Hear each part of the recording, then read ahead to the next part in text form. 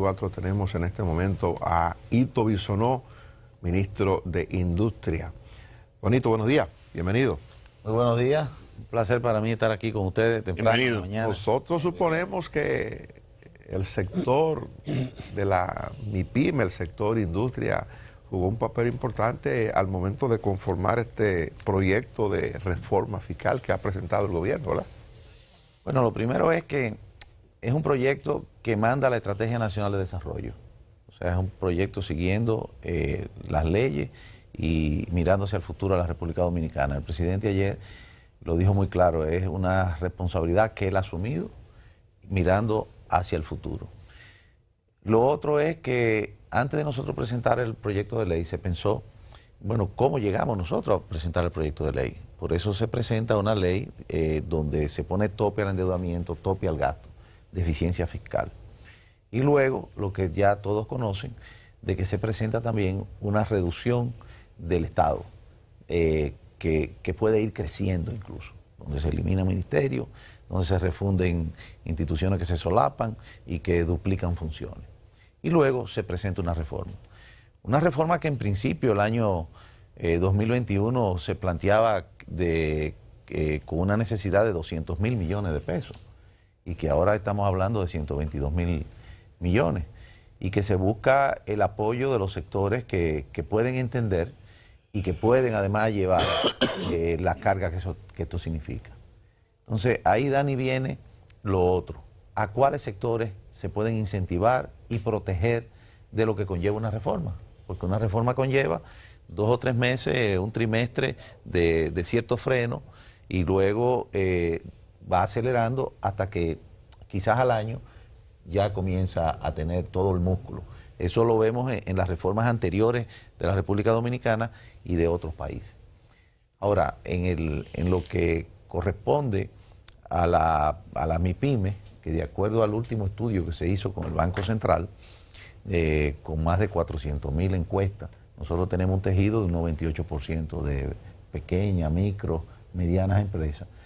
Aquí lo que se ha hecho es apoyar a relanzar ese sector. Por ejemplo, los emprendedores van a tener 3 años de exención de impuestos, porque se entiende que en el primer año la mayoría del emprendimiento, del tamaño que sea, lo que hace es que invierte, no genera un beneficio ese primer año, y que dentro de los primeros 3 años o se establece o desaparece, lo que es normal en cualquier parte del mundo. Aquí ya definitivamente lo que es un reclamo por siempre se propone de dejar la exención del impuesto sobre la renta a los emprendedores por 3 años. Pero a la pequeña... ¿Un emprendedor califica cualquier empresa nueva? No, por el tamaño y por el monto. Entonces, las micro van a estar exentas del anticipo. Las medianas, las pequeñas, solamente se le va a cobrar un 40% y la mediana un 60%. Y ahora se pone el anticipo que para uno tendrán que comenzar a administrarse. No la tienen que pagar mensual, lo pueden pagar trimestral. Las 2 opciones van a tener, trimestral o mensual. Entonces yo creo que esas son de las partes positivas. Hay que ser muy organizado para juntar eso a 3 meses, porque el golpe es duro. No solamente o sea, pagarlo hasta los 3 meses. No, y el que menos tiene, siempre tiene otras requisiciones y puede gastarlo. Claro. Por eso se tiene que comenzar a organizar, pero se le dan las 2 opciones, que antes nada más existía una. Entonces, esa es una parte de la micro, pequeña y los emprendedores que se está estimulando para que la economía pueda cascadear y pueda también incentivarse. En el caso, ministro, de lo relativo a las exenciones del sector industrial, que competen directamente a su cartera, que mencionaron ayer, tanto en cuanto al régimen de zona franca, como en cuanto al régimen industrial de la ley de fomento industrial, que sería derogada esas exenciones. ¿En qué consiste esto y cuál es hasta ahora la posición del sector? Porque imagino que cuando se le ha escuchado a ellos, usted ha estado presente ahí también. Sí, y la verdad es que yo vengo del Congreso, 18 años en el Congreso. Hay que entender que son procesos. Esos procesos llevan a que te visitan las asociaciones, te visitan de manera individual y te plantean diferentes posibilidades o diferentes situaciones. Y así van donde muchos ministros y terminan también queriendo que el presidente oiga, y después la comisión que estudia la propuesta. Es natural, ayer el ministro de Hacienda lo dijo, hay que entenderlo y oírlo y manosear esto. Entonces, ciertamente hay una ley de incentivo de exención para de Proindustria que se elimina. Quizás elimina la ley completa. se elimina la ley de incentivo, pero no de golpe y porrazo. Por esto es una propuesta de reforma que es progresiva. La Proindustria desaparece. No, porque tiene que seguir aplicando a lo que no tienen el vencimiento todavía de la ley. Okay. Se da por 2 años, se presenta, se califica, después que está calificada puede ser que no hayan presentado el proyecto, se presenta el proyecto, hay algunas que están en ejecución. No, esto se respeta la garantía jurídica que tienen los procesos. Y además de eso, Proindustria como institución administra unos 22 parques. Ahora, ¿qué sucede?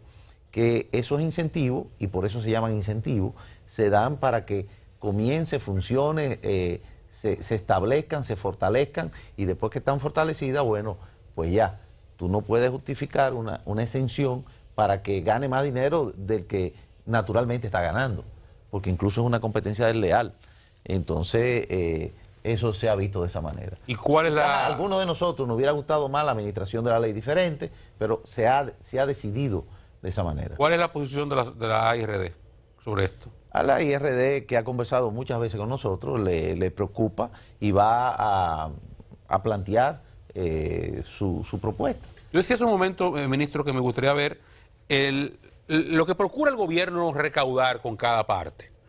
En relativo a esa exención o esa ley de incentivo, particularmente de incentivo industrial, ¿cuánto es el sacrificio fiscal que esta representa para las cuentas nacionales? Bueno, fíjate, yo te puedo repetir los datos que el ministro de Hacienda nos ha presentado. Hay unas 53 empresas, por ejemplo, que tienen un promedio de beneficio que duplica la exención que se le da. Entonces, una empresa que tiene un beneficio que ya es importante, ya no necesita una exención. Entonces, estamos hablando de varios miles de millones de pesos. ¿Cuánto? ¿Cuál es el número aproximado? El número aproximado de ese renglón hay que verlo. Porque esa es la parte fundamental que dirán los industriales, como todos los sectores, o sea, dirán, es el costo-beneficio. O sea, tú me dices a mí, ok, tú vas a eliminar esto porque me representa tanto como sacrificio fiscal, pero yo aporto tanto. Entonces, eso tiene que ser fundamental en la discusión. Por eso le planteo el tema. O sea, para el sector industrial, ¿cuánto es que el gobierno sacrifica? Porque ellos van a decir, bueno, pues yo te genero tanto empleo, tanto, te pago tanto de impuestos y me voy a afectar así o asá. Entonces, esto hay que irlo desmenuzando.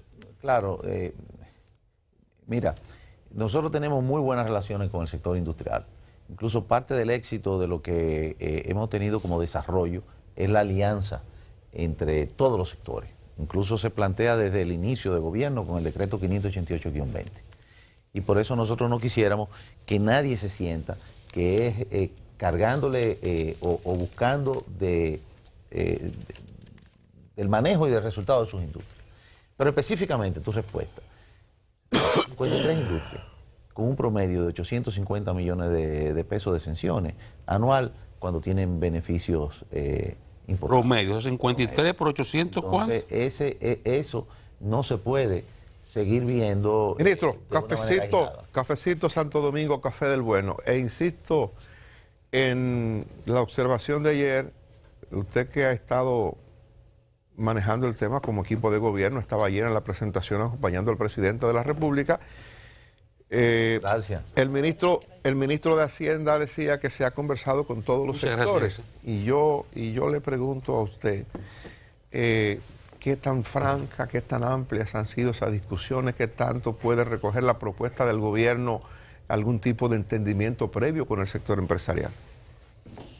Vuelvo y te digo, el ministro de Hacienda incluso viene de ser asesor del sector empresarial, como lo han sido funcionarios anteriores, como tengo yo una relación también con la mayoría del sector. Y hemos estado conversando con muchos de ellos. Ahora, cuando un sector se ve afectado, ¿qué quiere? Hacer la última diligencia para no verse afectado. Y eso es natural, vuelvo y digo, y hay que entenderlo. Pero con ello, yo creo que tenemos la mejor relación, la mejor comunicación, y tenemos que entender que ellos van a seguir haciendo su diligencia hasta el final, como debe de ser, porque son sus... Me imagino yo que usted como ministro de Industria ha recibido mucha gente del sector empresarial que ha ido a decirle, no, esto se está planteando, eso no. No, ya se planteó. Sí, ya se planteó, y vuelvo y digo, yo vengo del sector del legislativo. Yo recuerdo, y le comentaba a ustedes, cuando fui vocero de una bancada de 36 legisladores y venía una reforma fiscal. Nosotros hicimos un gabinete sombra que tenía la experiencia de la reforma que se hizo en el 92. Visitamos el CONEP. Ahí en ese momento estaba Franklin Brugal y doña Elenita. Conversamos con ellos y al final, yo todavía era, vamos a decir, nuevo. Y al final, ¿qué nos dicen? Sí, aquí este es el planteamiento, pero después vamos de manera individual a defender nuestros intereses. ¿Qué es lo que está pasando ahora? Entonces, ¿qué es lo que va a pasar ahora? Porque sí, está el paraguas, ¿verdad? Por abajo están las particularidades. Ahora, ¿qué es lo que importa de esto?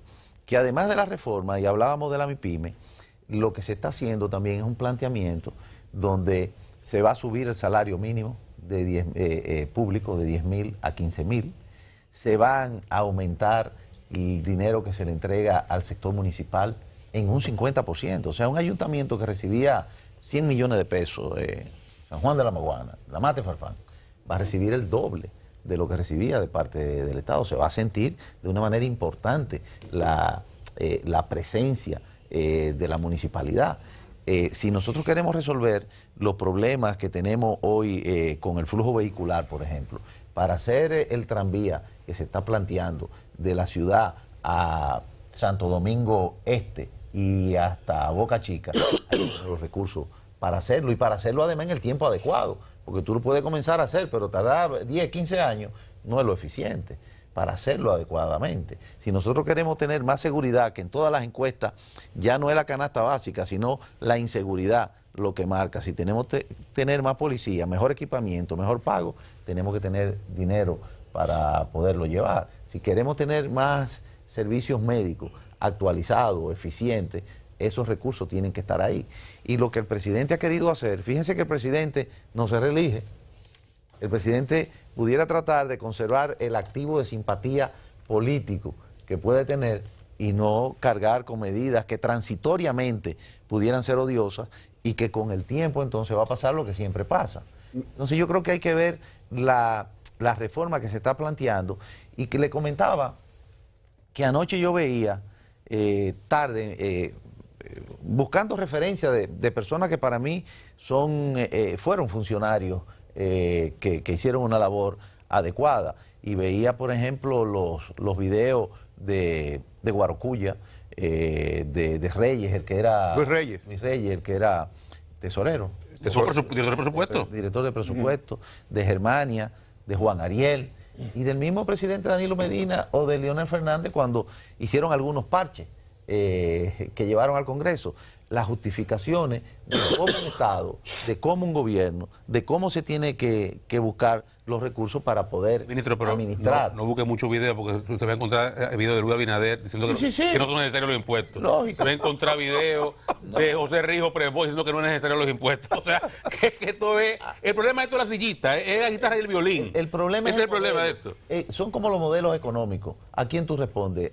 ¿Tú eres keniano o de Adam Smith? No. Okay. Entonces tú dices, no, mi fórmula sería mi estrategia, sería de esta manera, y mi estrategia sería de esta manera. Pero yo lo que creo es que se está proponiendo una reforma que es de 122.000 millones. En el año 2021 estábamos hablando de 200.000, sí, y que además de eso es una reforma progresiva, es una reforma que se busca proteger a los que menos tienen, y que se busca incluso buscar la manera de mantener el crecimiento que el país lleva con las inversiones que se van a hacer. ¿Qué tanto se acerca a lo que se le va a aportar a los ayuntamientos, a la ley? Sí, se está muy lejos todavía. ¿Todavía? Hoy me parece que es como un 2% lo que se aplica. Se va a acercar a la mitad. Se va a acercar, exacto. A la mitad. Se le va a aumentar 50% de lo que se le da hoy día. Mire, la zona franca que está en su área, hoy veo un anuncio de que está en una posición estelar a nivel mundial, o sea, algunos renglones que nosotros somos mejores que cualquier otro territorio. ¿Se afecta la zona franca con esta reforma? La zona franca tiene un modelo de exportación. Existen 140 países del mundo. Entonces compiten uno con otro. Y además muchos de ellos son capitales que se pueden mover. No todos, porque por ejemplo, donde nosotros estamos liderando ahora, que es en el equipamiento médico, no te van a llevar una zona franca con una estructura que tiene 80 millones de dólares llena de robots de un día para otro. No es lo mismo que la zona franca textil. Y están diseñadas para la exportación.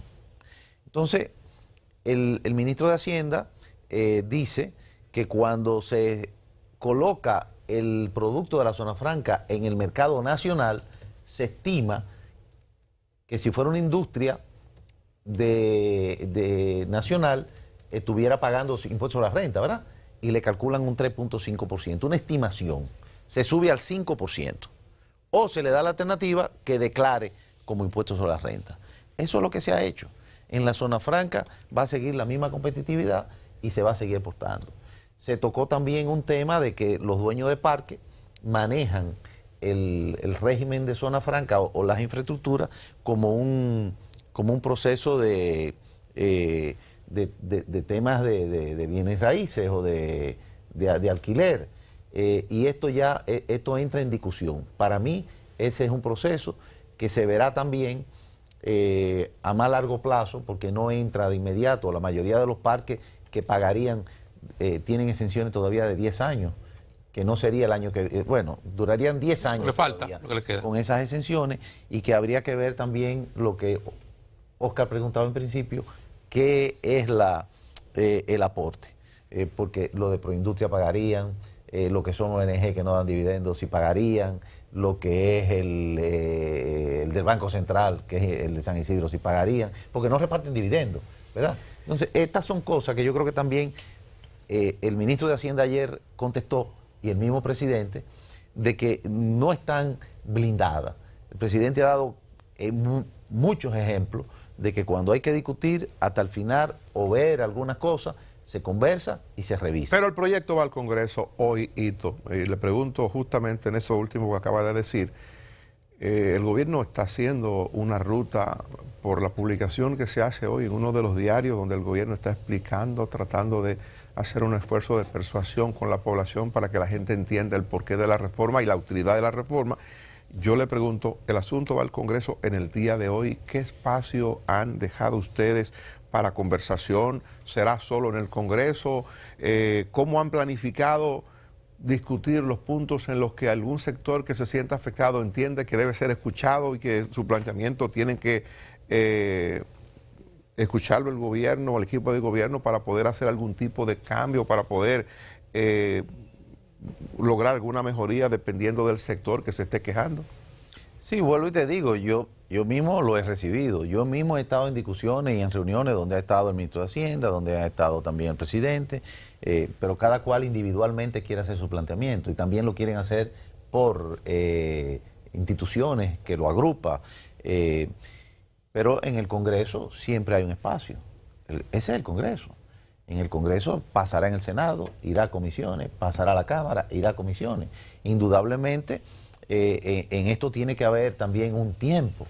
Y por eso ayer se presentó de la manera que se presentó y tuvieron algunos de ustedes haciendo su pregunta. El objetivo, ministro, supongo es que sea este año, sí, claro, el tiempo. Claro, porque el presupuesto ya se depositó, como manda la ley en octubre, pero se tiene que aprobar en diciembre. Pero no está incluida esta reforma en el presupuesto. Y no está incluida la reforma. Entonces se tiene que aprobar la reforma para incluirla entonces en el presupuesto antes de fin de año. Entonces tenemos una ruta crítica para conocer Ministro, hay un tema que ayer se insistió mucho, más de una vez lo mencionó el ministro de Hacienda, y era lo del comercio ilegítimo. Incluso planteó y hizo hincapié en que sin importar nacionalidad. Pensé en lo chino inmediatamente, por un lado. Y en segundo lugar, lo relativo a los servicios digitales, que durante tanto tiempo se ha reclamado que es una especie... Bueno, y yo citaba ayer el ejemplo que puso el ministro en la tarde, yo lo citaba aquí en la mañana, el caso de Forever 21 ahí en Ágora, sí, de empresas que han quebrado. La posición del sector comercial con relación a esto que se planteó, ¿cuál es y cómo lo están acompañando al gobierno en estas medidas? Bueno, es una exigencia del sector comercial. Por eso yo le decía cuando comencé mi palabra, que además de que el gobierno ha aprobado una ley de responsabilidad fiscal, lo otro es la informalidad, el ilícito y buscar que la informalidad, ¿verdad?, se reduzca lo más posible. Y eso va acompañado de asesorar financieramente, en proceso, en gestión y en eficiencia tributaria también. Y eso es lo que se va a hacer.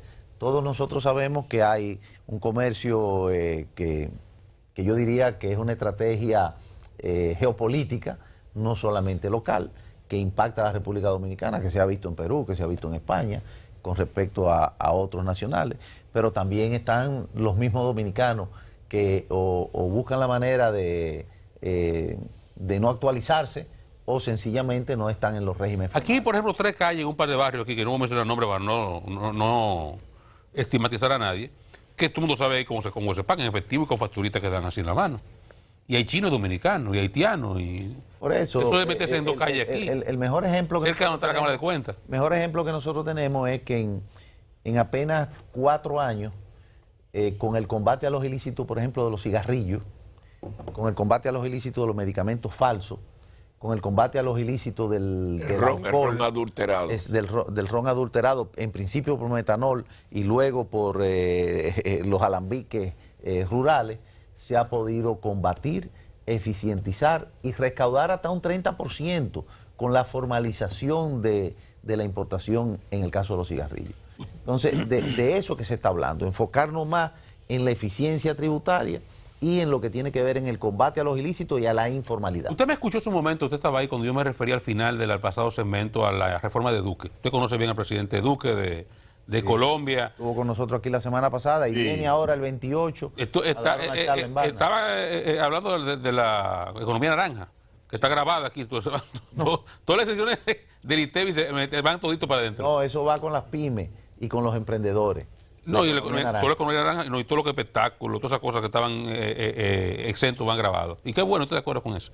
Pero la pregunta no es esa, es, ¿usted ha podido conversar con él en algún momento? Esa experiencia que él tuvo de una reforma fiscal que intentó, que tenía elementos similares a estos y que acabó con grandes manifestaciones de su gobierno, la gente en la calle, porque aquí pueden presentarse tensiones sociales importantes a partir de muchas de las cosas que están aquí, que si bien son necesarias, pudieran no ser entendidas claramente por la gente. Fíjate, hay una clase media que va a ser muy afectada aquí. Dos modelos muy diferentes. Primero, en Colombia había una oposición que es del litoral de guerrilla y de narcotráfico y de una inestabilidad que, gracias a Dios, en República Dominicana no existe en ningún escenario, ni ahora ni antes tampoco. O sea, son 2 modelos totalmente diferentes. Y luego la reforma del presidente Duque era mucho más ambiciosa de lo que es la que se está haciendo en República Dominicana. Y en República Dominicana son procesos, mandatos de ley, y además de eso, por más que haya que conversar, todavía se ha conversado con los principales actores que le toca la reforma. Ministro, ayer se habló mucho del impacto que tiene que tener la gente de mayores ingresos, porque son los que tienen que pagar la reforma, y las medidas de mitigación para la gente de menores ingresos. ¿Dónde queda aquí la clase media? Bueno, pasa lo mismo, y en esto no hay que buscarle mucha vuelta. ¿Quién tiene que pagar? El que más tiene. Por ejemplo, el IPI. ¿Cuánto hace que no se sinceriza los valores de los inmuebles que tienen o que tenemos, lo que tenemos la posibilidad de tener casa y segunda casa y a veces tercera casa? Entonces, claro que tiene que haber un sector que es el que más tiene que contribuir. Por eso estamos hablando de quienes producen riqueza, quienes tienen riqueza y qué se carga y qué se sinceriza. Y la clase media es a la que hay que darle la alternativa de que haya estabilidad y de que haya seguridad y de que haya movilidad y de que haya salud y de que haya servicios públicos para que puedan seguir entonces desarrollándose sin penalizarla. Son procesos que muchas veces no son simpáticos, pero son los que van a crear las bases para seguir con un desarrollo. Bueno, ministro, gracias por su tiempo. Sabemos que usted tiene una agenda apretada hoy, así que le dejamos en libertad. Hito Bisonó, ministro de Industria, Comercio y MIPYME. Nos vamos a publicidad, regresamos en breve.